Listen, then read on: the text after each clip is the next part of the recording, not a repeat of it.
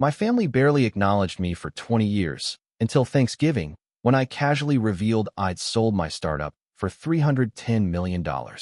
As soon as I added, I pocketed around 160. Forks Halted Midair, and my sister claimed I was. Hi, I'm Caleb, I'm 28, and last Thanksgiving I learned something absolutely insane about my life. All of a sudden, I wasn't invisible anymore. And it all happened because I let one casual sentence slip out. Yeah, the company I built ended up selling for about $310 million. My own share came out to roughly $160 million. And the second those words left my mouth, my entire family went stiff, like I'd just yanked a knife straight out of the turkey centerpiece.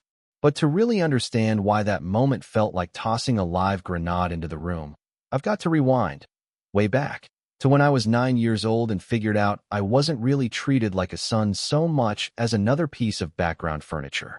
My sister, Riley, was the family miracle. She was 7 years older, this golden retriever in human shape kind of person who everyone adored on sight, praised for doing absolutely anything, and admired like she'd been sculpted by some choir of angels. When she hit 18, she was handed a brand new BMW with a giant bow so big it probably needed a bank loan. Neighbors stepped outside just to applaud. My parents teared up. Riley screamed and hugged anybody within 2 feet like she'd just been crowned ruler of the known universe. And me? I watched it all from my bedroom window, wearing a sweater older than I was, trying to convince myself that this uneven little family hierarchy was just normal life. But it didn't stop there. Riley got violin lessons, French tutors, private school tuition that cost more than both my parents made together in some years. I got the public school down the street, with textbooks so outdated they might as well have included instructions for surviving dial-up internet. Riley's 17th birthday meant a trip to Paris. Mine meant a grocery store cake and a half-hearted, make-a-wish, kiddo, tossed my way without anyone looking up from the TV. The thing about being overlooked, though, is that you eventually learn to get creative. While Riley was practicing how to say croissant with a perfect Paris accent, I was teaching myself Python using library books. While she stressed over choosing between Yale and Princeton, I stocked shelves part-time at a grocery store, saved every penny, and tinkered with tiny programs on a beat-up laptop that wheezed like some old dog on its last legs. By 19, I'd started freelancing. By 21, I built a clunky inventory app for a local shop during winter break, and they paid me $6,500. $6,500. More money than every birthday gift I'd ever gotten combined. And apparently whatever skill I had came bundled with a referral plan, because suddenly 10 more businesses were calling me up. I barely slept that year. Coffee, stress, and pure stubborn spite kept me functional. But something else started growing, something bigger than the little jobs I was taking. A platform, a system, a full-blown creature of code. I named it StockFlow. While Riley was being set up in her own apartment, compliments of my parents after her time at Yale, I was running a startup out of a flickering dorm room lit by a fluorescent bulb that buzzed like it needed therapy. When I finally graduated, Riley got a garden party with champagne and catered lobster. I got Applebee's and a half-hearted, "Good job, Caleb." I really tried. Honestly, I did. I tried to tell them about StockFlow, tried explaining that companies were lining up to use it, that real money was coming in, that it wasn't just some hobby. Dad nodded politely while scrolling on his phone and immediately asked Riley how her presentation at work went. It felt like yelling into a canyon that swallowed every word before it echoed. Eventually, silence became easier. But inside, something kept burning hotter. By 24, StockFlow had employees. By 25, national clients. By 26, venture capital backing. By 27, we were expanding overseas. And by 28, huge tech companies were circling with acquisition offers so massive my lawyer nearly choked when he read them. But I didn't want StockFlow torn apart. I wanted the thing I built to survive intact. After 3 long months of negotiations, Innovix Systems slid a contract across the table. $310 million. I'd stay CEO. My team stayed in place. My vision stayed alive. I signed the deal. And after taxes, bonuses, and everything else shook out, I ended up with roughly $160 million. My parents? As far as they knew, I was still just doing computer stuff and getting by. And honestly, for a while, that didn't bother me. Not until Thanksgiving rolled around. The same Thanksgiving where Riley would be parading around her engagement ring. Dad would brag endlessly about her fiancé's hedge fund job. Mom would ask whether my little apps were doing all right, and I'd finally figure out whether their opinions had any weight left in my life. Spoiler alert, they didn't. But what happened at that table? Nobody, including me, saw it coming. The night before Thanksgiving, I pulled into my parents' driveway, and as I sat in my Lexus listening to the engine tick down, I honestly questioned why the hell I was even there. I wasn't there for their approval. I wasn't there to brag. I wasn't even sure if I was hunting for closure. I think I just wanted to know whether anything inside me still twitched when they overlooked me. Mom opened the door before I even made it up the steps, hugging me like she suddenly remembered I existed this week. "Caleb, you made it." She smelled like rosemary and exhaustion. She always cooked like she imagined God himself was grading her. Inside, Riley was curled up on the couch with her fiancé, Brandon, a walking hedge fund stereotype with a smile, haircut, and ego to match. His cologne probably cost more than my first laptop. Riley glanced up from her phone long enough to mutter, "Hey, Kale." Still calling me Kale, like I was 9 years old waiting for someone to notice me. "How's the wedding planning going?" I asked. She let out a dramatic sigh. "Awful. All the good venues are gone. Mom's been helping. Thank God." And she was already back to scrolling before I could respond. Dad wandered in from his office with his glasses sliding down his nose. "Caleb, how's work? Still doing computers?" "Still doing computers, yes," I said. "Good. Benefits steady?" Brandon let out a snort he tried to hide. One of those smug little laughs that said he assumed I was fixing office printers for a living. The next day's dinner prep was practically a competitive sport. Mom barking orders, Riley treating Brandon like her personal assistant, Aunt Marcy showing up with kids who acted like basic manners were optional. Then we finally sat at the sprawling dining table, turkey steaming, candles flickering, everyone orbiting around the gravitational pull of Riley and Brandon. Dad kicked things off. "So, Brandon, heard about the promotion."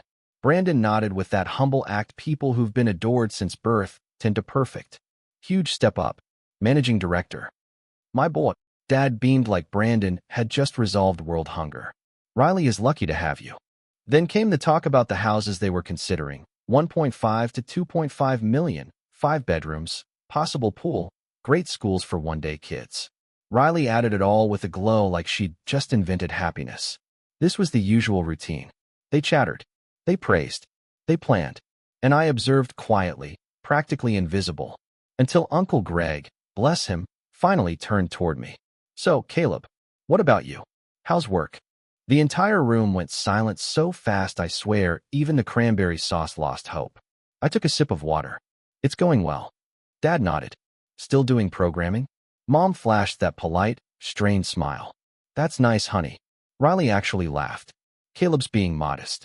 Probably working on his little apps." Little apps. The same software driving supply chains in multiple countries. Little apps.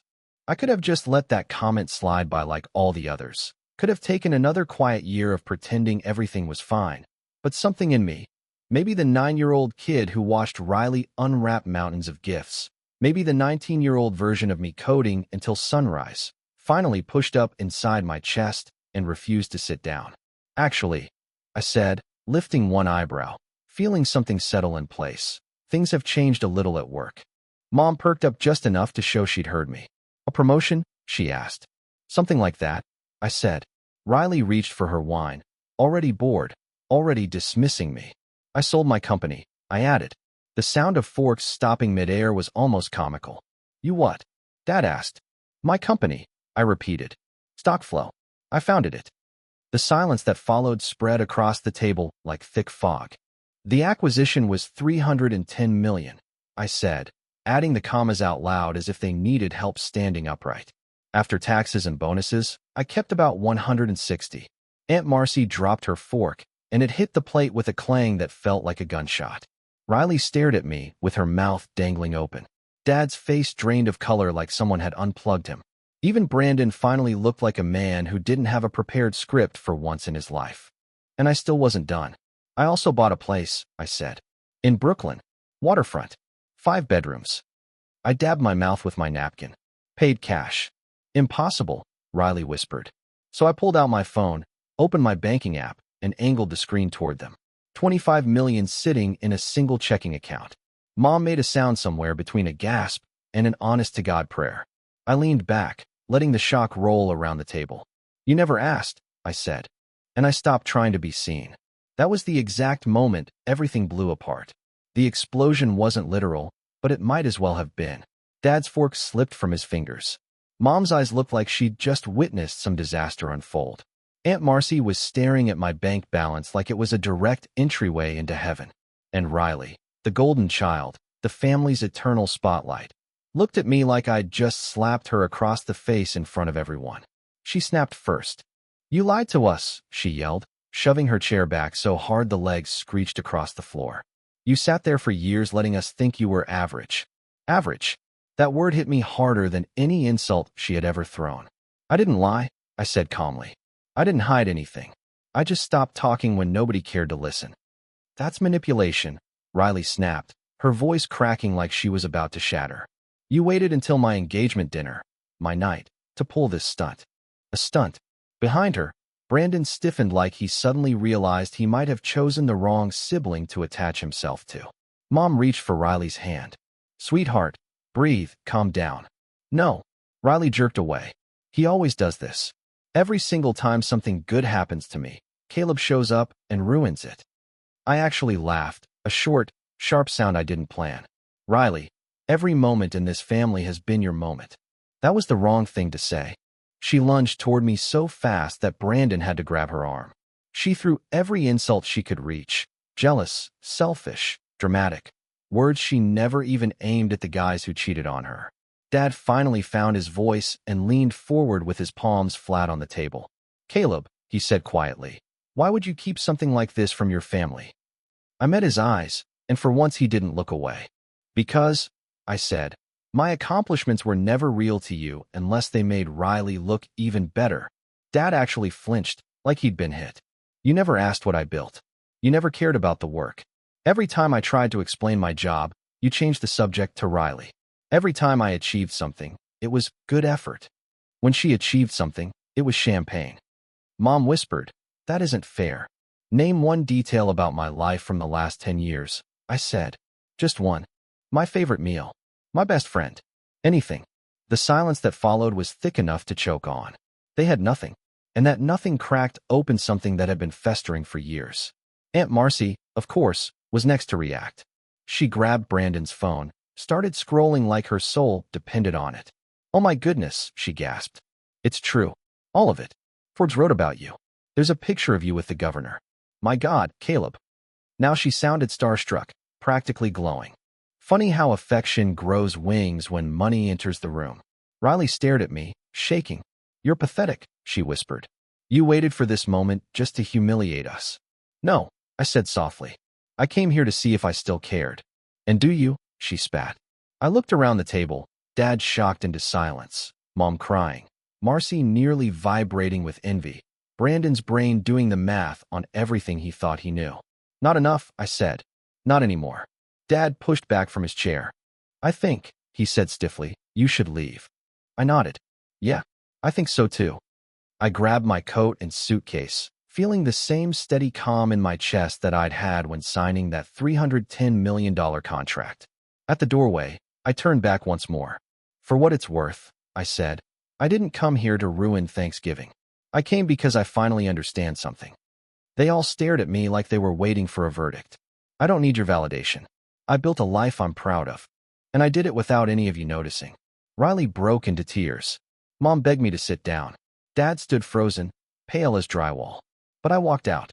And that exact moment, right there on that threshold, was when everything genuinely shifted. The turning point wasn't the money or the shock or even the argument. It was the realization that, for the first time in my entire life, I wasn't invisible. I didn't even reach the end of the street before my phone started vibrating like it was trying to escape my pocket. First came Riley, 6 missed calls, 6 rambling voicemails, texts in all caps that looked like she'd thrown her phone down a staircase while screaming. Then Mom, crying emojis, giant paragraphs, one message that said, "Come back please," like I'd wandered off at a supermarket. Then Dad, short, stiff messages about family loyalty and unbecoming behavior. I blocked them all, not out of anger, but because I finally realized I needed to protect my own sanity. I drove straight back to Boston in silence. No music, no podcasts, just the steady hum of the tires rolling over mile after mile while I tried to figure out why I didn't feel anything. No guilt, no shame, no rush of victory. Just this strange peacefulness, like I had finally unclenched a muscle I'd been holding tight since I was a kid. By Sunday, that calm cracked. My lawyer called. "Caleb," he said, voice dry as dust, "your family's attorney reached out." I closed my eyes. What now? They're demanding $5 million. I almost laughed. For what? For your upbringing, your education, and, he added, for emotional distress caused by your deceptive success. I stood in the middle of my Brooklyn house, dark hardwood floors, massive windows overlooking the river, and started laughing, the kind of breathless laugh that sounds like you might pass out.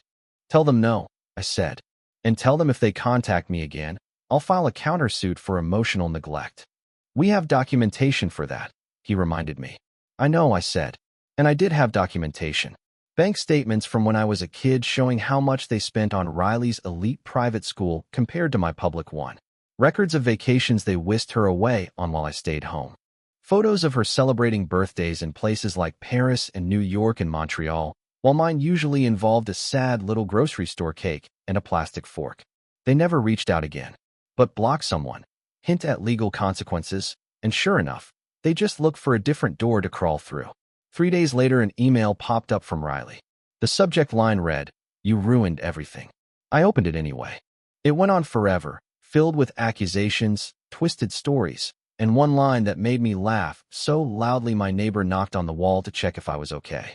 "Mom says you bought your house with Dad's money, which you must have stolen from the family business somehow." Stolen? From a business they wouldn't even let me work in because I supposedly lacked the people skills Riley had. I shut the laptop. 2 hours later, I booked a flight to Aspen and spent Christmas skiing with friends who didn't rank me by birth order or treat me like a footnote. And the air out there, God, it felt clean. My mind felt light. My phone stayed quiet. It was the first real peace I'd experienced in years. Then January rolled around, and something unexpected happened. Not from Riley. Not from Mom or Dad. It came from my cousin Ryan. Ryan, the kid everyone forgot was even part of the family because he wasn't Riley's kid, and he wasn't the golden one. The kid who kept to corners and whispered in crowds the same way I used to. His message was short. "What you did was incredible. I'm proud of you. You inspired me. I want to build something on my own too." I must have read that message 3 times. Then I wrote back, "Anytime you want advice or just someone to talk to, I'm here." And for the first time since the Thanksgiving nuclear fallout, something warm cracked through the frozen part of my chest. Maybe I hadn't walked away from family entirely. Maybe I'd only walked away from the wrong parts of it. Ryan's message stayed with me longer than any meltdown, blame, or guilt trip I'd gotten from the rest of them. It was the first time in months, maybe years, that someone in that bloodline actually saw me. Not my money, not my success, just me. And somehow that tiny spark of recognition warmed places inside me that years of cold shoulders never could. Still, peace doesn't tend to hang around for long. Life has a sense of humor, and trauma definitely does. 6 months after the Thanksgiving explosion, Riley got married. I didn't get an invitation. Not even a pity one. Not even a seat in the back row as wallpaper. I found out through Instagram. There she was in a massive cathedral-style gown. Brandon posing like he'd just invented the concept of love. My parents glowing with pride bright enough to power half of New York. Captions like, "Dream wedding. Perfect day. So blessed for family." One photo had them all laughing at the reception. My parents, Riley, Brandon, her bridesmaids, the whole golden circle. And surprisingly, I didn't feel that familiar punch to the ribs. No ache. No jealousy. Not even irritation. Just nothing. It felt like I was watching strangers play dress-up in someone else's life. Because the truth was, I'd outgrown the role they assigned me long before I was old enough to understand I'd been placed in one. So instead, I focused on the things that actually mattered: my work, my sanity, my life. 6 months earlier, the acquisition had closed. Now, I was building something new again. Something bigger and sharper, more ambitious than anything StockFlow had ever been. An AI-powered logistics platform that could predict, track, and optimize supply chains with almost eerie precision. And for the first time, I wasn't building in some quiet corner where nobody cared. I spoke on panels, gave talks at conferences, helped young developers find their footing, joined think tanks, signed consulting gigs that paid more per hour than my parents used to bring home in a month. My world widened. My confidence grew. My sense of identity solidified.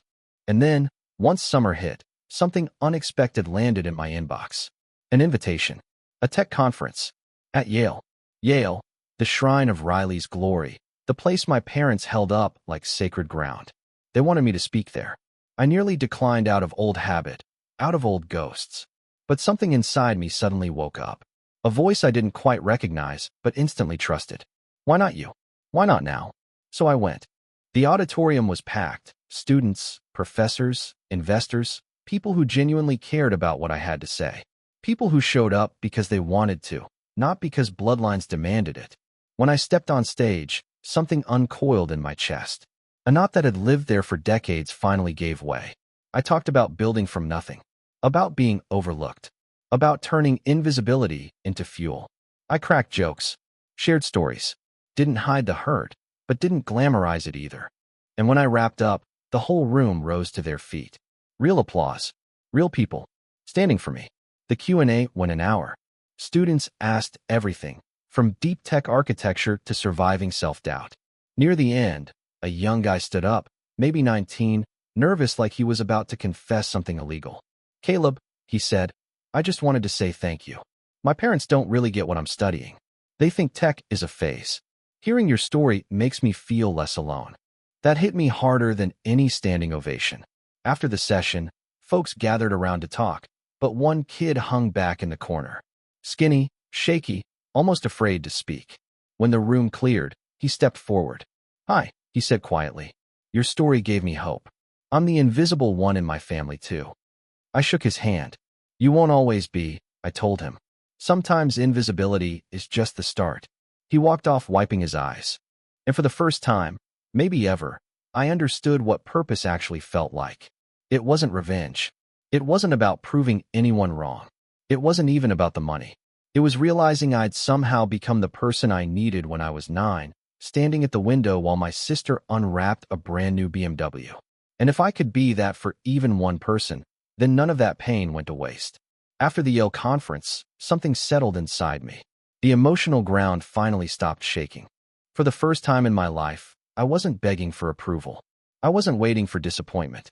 I wasn't sprinting away from some version of myself my family decided I was. I was just living. And damn, did that feel good. My new company grew quickly, faster than stock flow ever did. Probably because this time I wasn't fueled by desperation or trying to outrun invisibility. I was building from confidence now instead of hunger. We snagged office space in Cambridge with a clear view of the river, a place that felt like possibility every time the sun hit the glass. I brought back some of the best engineers from Stockflow, people who believed in me long before Forbes pretended I had always mattered. We quietly raised a $20 million seed round from 2 firms and an angel investor who shook my hand and said, "You're one of the rare ones." Lightning twice. We pushed out a prototype faster than anyone expected. It was sleek, sharp-edged, efficient to the point of being almost unsettling. It didn't just optimize logistics. It predicted breakdowns before they unfolded. Early testers called it eerie. Investors called it revolutionary. I called it mine. And honestly, that was enough for me. Meanwhile, my family tried every so often to slip back into my world. Mom sent birthday cards with shaky cursive, like she was trying to make up for all the years she didn't notice I grew up.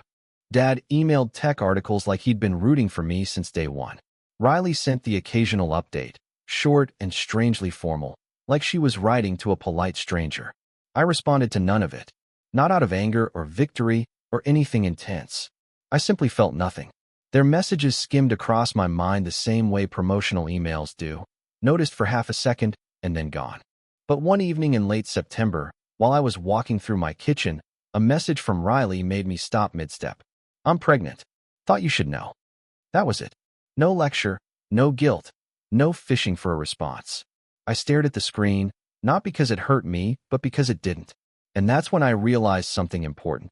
The healing had already happened quietly, without theatrics or shouting. Family doesn't keep hurting you forever. Only the parts of it you keep touching do. I poured a scotch, stepped out onto the balcony, and let the city hum around me. Cars creeping through traffic below, river lights dancing, someone yelling from a rooftop party down the block, life moving on. And so was mine. I had a new company, a new direction, a chapter unfolding faster than I could write it. And the truth was, I didn't need my family in this one. I wasn't bitter. I wasn't triumphant. I wasn't even wounded anymore. I was just free. Freedom is a funny thing. You picture fireworks or angel choirs or some dramatic epiphany, but instead it just shows up one day, quiet as a house cat, and sits down beside you like it's always belonged there. That fall, everything around me grew sharper, like someone had finally wiped the smudges off the lenses I'd been forced to wear as a kid. My days blurred into code reviews, investor calls, whiteboard debates, and late-night takeout with my team. We joked, we argued, we built and rebuilt. The whole office buzzed with this pulse of possibility.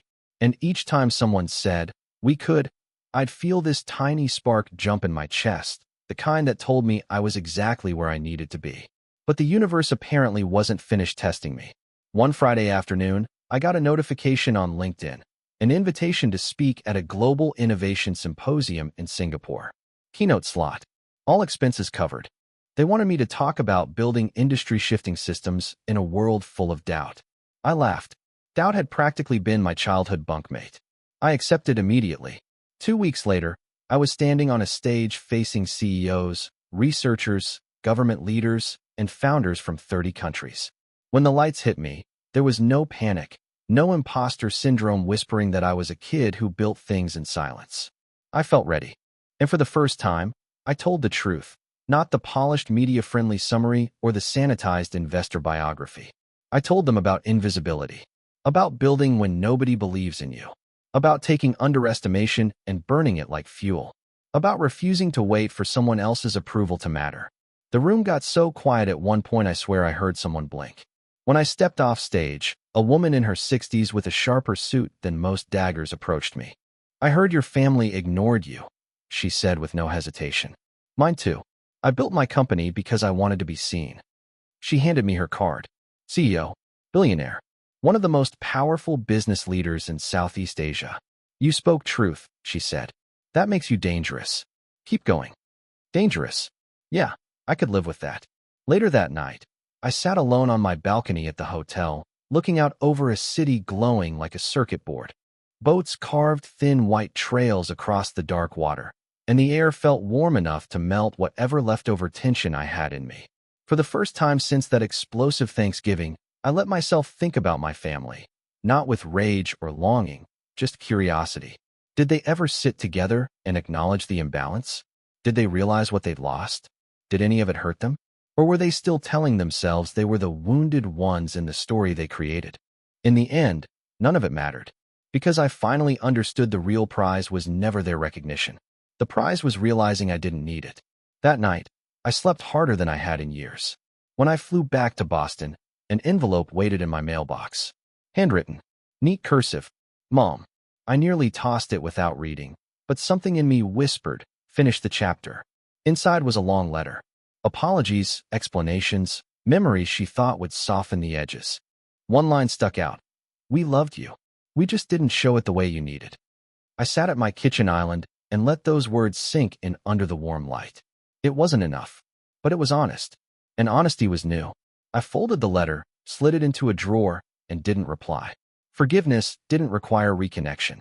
Healing didn't mean walking backward. For the first time in my life, I wasn't the overlooked kid begging to matter. I was a man charting his own map, and the world was finally paying attention. I never planned to write Mom back, not even a thank you. Not out of spite. I'd burned through all that long ago, but because answering felt like reopening a wound I had spent years stitching shut. So I left the letter in the drawer, quiet and unanswered, the same way countless childhood birthdays had gone. Life rolled forward, faster than I expected. My company hit its first major milestone, a full pilot program with one of the biggest distribution networks on the East Coast. We weren't just promising anymore. We were a threat, lean, precise, annoyingly effective. Competitors who once ignored us suddenly hovered nearby, adjusting their strategies, watching us like hawks. Funny how people start behaving differently once they're forced to admit you exist. One Monday morning, after a long night wrestling with code that acted like it had a personal vendetta, I walked into the office and found my team gathered around the TV in the lobby. A news anchor was talking about us, about our platform, about the shift in predictive modeling we were pushing into global logistics. And that's when it truly hit me. I'd built a life so far beyond the limits my family had imagined for me that they wouldn't recognize this version of me if he walked back into their kitchen. And maybe that was the whole point. That afternoon, while I was studying system architecture diagrams in a sunlit corner office, my phone buzzed. I figured the call was from an investor or one of my engineers. Instead, the screen lit up with a name I hadn't seen in months. Dad. Just his name. No preview. No hint of what he'd written. Almost like my phone didn't want to spoil the moment. I stared at it until the display dimmed. A year earlier, I would have answered before the first ring even hit my ear. 6 months earlier, I probably would have picked up out of anger. But now, I let it roll to voicemail. He left a message. I didn't listen, but I kept it anyway, not because I needed it, but because I wanted the option. A couple nights later, something surprising happened. It was quiet, rain sliding down the balcony windows, and I was half asleep on the couch with code still flickering behind my eyelids when my phone buzzed again. This time it was a different name. Riley. I almost laughed at the universe's timing. Her message was short. It's a boy. My nephew.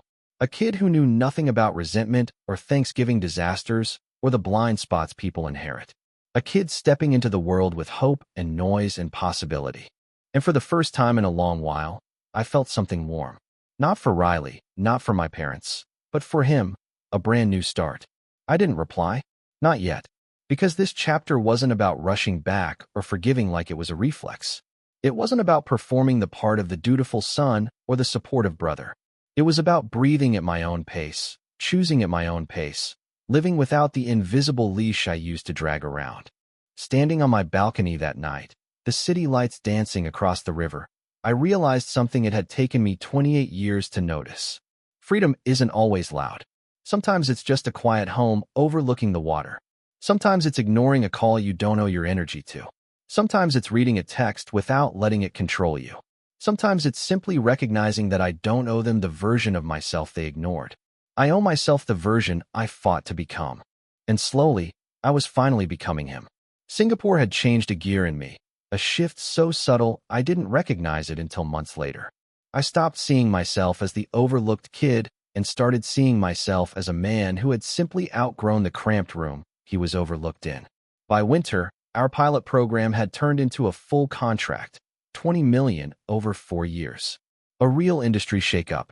My team went wild, pouring champagne into paper cups, someone blasting 80s hits through a tiny speaker, confetti made from shredded onboarding packets floating everywhere. I stood in the doorway watching them celebrate, feeling this mix of pride and distance. I built this. From nothing. From being told I was fine. From being the afterthought at a table full of futures that never seemed to include mine. Then one afternoon my assistant buzzed into my office. Caleb, there's someone here to see you. She doesn't have an appointment. I stepped into the lobby, and there she was. Mom. Smaller than I remembered, softer around the edges, clutching her purse like a shield. My chest tightened, but not the old way. Not fear, not dread, just bracing like you do before stepping into unexpected weather. She swallowed hard. I'm not here to ask for anything, she said. I just needed to see you doing well. Really well. Not the version I invented in my head. She looked around at the glass walls, the buzz of people moving, the screens filled with systems and code she couldn't begin to understand. I didn't know your world was this big. I didn't speak. Silence had become sharper than anger for me. Her voice shook a little as she continued. Your father, he wants to apologize, but he's too proud. And Riley's overwhelmed with the baby. We're all trying, Caleb. Just slow, clumsy trying. I nodded once. Not forgiveness, not dismissal, just acknowledgement. She hesitated, then reached into her purse and took out a small envelope. A picture. Of your nephew. I thought maybe you'd want to see him, even if you're not ready to see us. I took it, not because I felt obligated, but because I chose to. She exhaled like that tiny exchange meant hope wasn't dead after all. Then she turned and walked out, quiet as someone leaving a room she realized she never truly owned. I went back to my office, shut the door, and looked at the photo. A small face, bundled in a soft blanket, eyes closed to a world he didn't know yet. A fresh start, a chance to end a cycle. And for the first time, I wondered, not with fear or bitterness but curiosity, if this story wasn't finished yet. Maybe I was just finally the one holding the pen. A week after Mom visited, I sat alone in my apartment, city lights glowing against the windows, the photo of my nephew resting on the coffee table. I didn't frame it or hide it. I let it exist, a reminder that not everything tied to my family was flawed. Some parts were simply new. My phone buzzed once. A message from Riley. No guilt. No lectures. Just, he smiled today. Thought you'd want to know. For the first time, my shoulders didn't tense. I didn't brace for impact. I typed 2 words I never thought I'd send freely. Thank you. Not reconciliation. Not surrender. Just a single step. A deliberate one. I folded the photo and slipped it into my wallet next to my ID. Not for nostalgia, but as a placeholder for whatever came next. My life wasn't shaped by invisibility anymore. It wasn't shaped by money or revenge or proving anything. It was shaped by choice, mine. And for the first time ever, the future felt wide open because I finally knew exactly who I was without anyone's permission.